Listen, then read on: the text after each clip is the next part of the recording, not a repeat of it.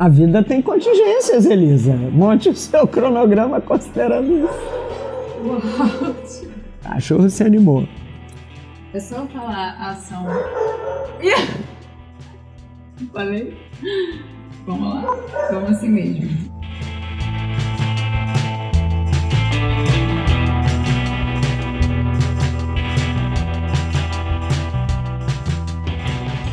O nosso GPS de hoje está atendendo ao pedido da Inês Melo. Inês fez uma sugestão de pauta sobre como montar o cronograma.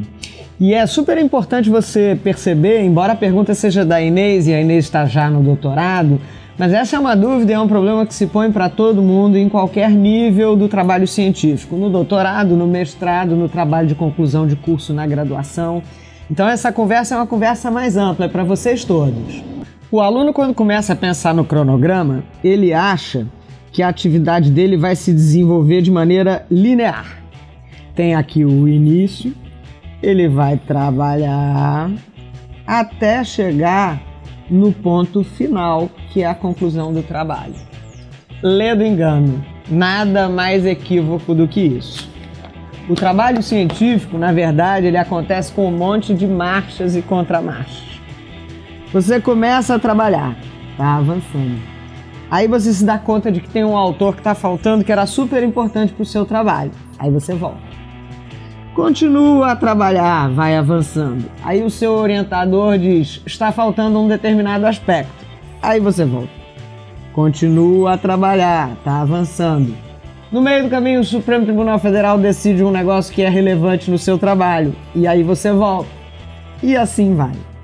Então você está vendo que isso não tem nada de linha reta. E é assim que se desenvolve o trabalho de pesquisa. Tem dois outros componentes que são super importantes na definição do seu cronograma que o aluno tende a esquecer. O primeiro componente é que existem coisas no fenômeno produzir o trabalho científico sobre as quais você não tem nenhum poder de disposição. Por exemplo, a data final. Quem estabelece a data final é a CAPES e o seu programa repercute isso para você. 2 anos depois que você entrou no mestrado, 4 anos depois que você entrou no doutorado. Sobre isso você não tem nenhum controle. Você não pode adiar um pouquinho, mais um pouquinho, menos um pouquinho. Um outro componente sobre o qual você também não tem controle é a antecedência mínima para você encaminhar o trabalho para a banca. Isso quem vai estabelecer é o seu orientador e, no mais das vezes, não adianta você chorar. Em geral, o seu orientador vai trabalhar com alguma coisa entre 20 e 30 dias de antecedência para você disponibilizar o trabalho.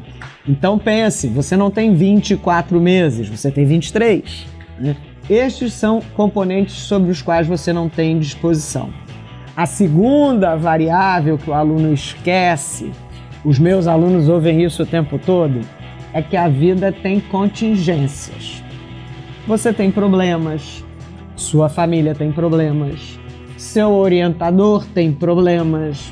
Então você não pode montar um cronograma contando que você tem 23 meses cheios para fazer a sua pesquisa.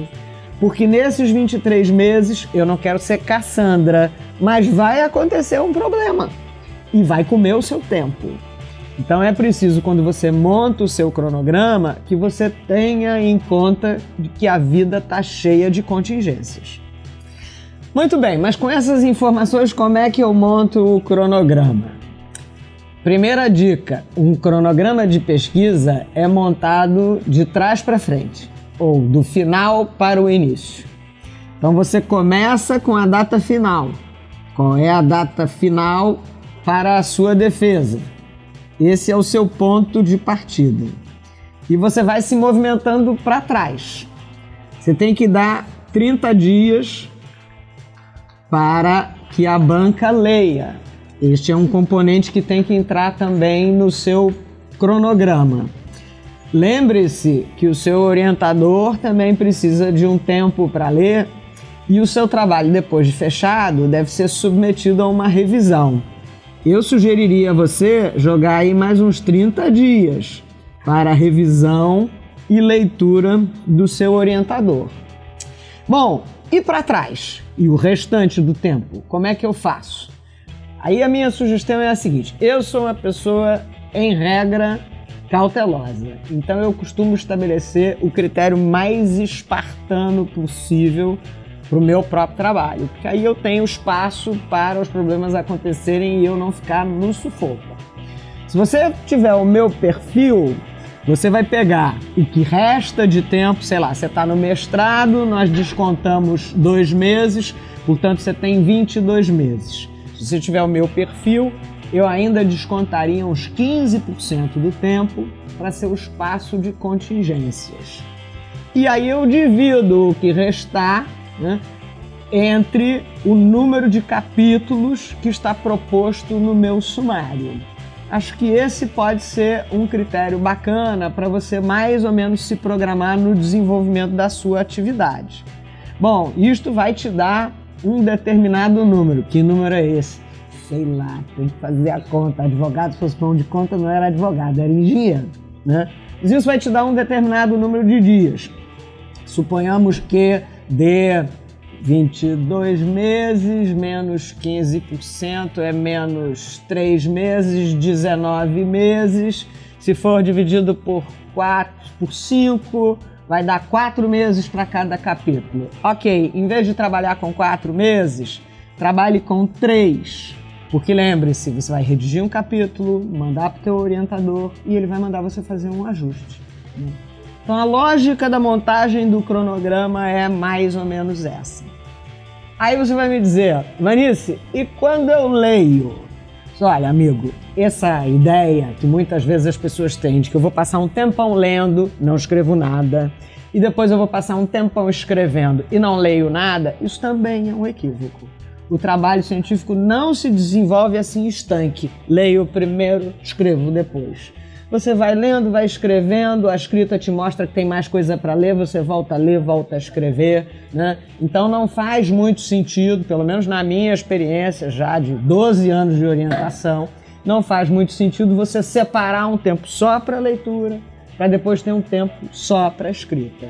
Aí você precisa ter disciplina para saber que nesses 3 meses que você tem para escrever o capítulo 1, aí você vai ter que ler e escrever ao mesmo tempo. Aí isso é uma questão da sua organização pessoal.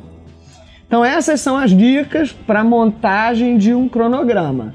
É um cronograma apertado? É, mas esse é um cronograma que tem espaço para contingência, tem espaço para você acrescentar mais alguma coisa e é um cronograma que vai te levar no lugar certo, que é defender no prazo certo e com tranquilidade. E afinal, o teu GPS acadêmico está aqui para te levar no rumo certo. Então essas são as dicas desse GPS e a gente se vê no próximo vídeo.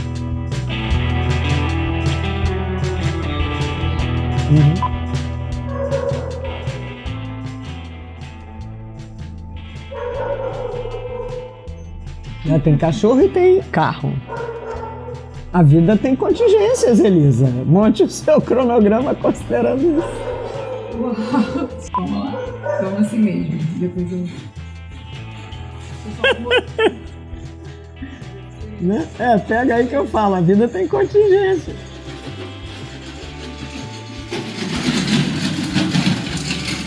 Cachorro silencioso. O homem já tá indo embora, vamos aproveitar a oportunidade.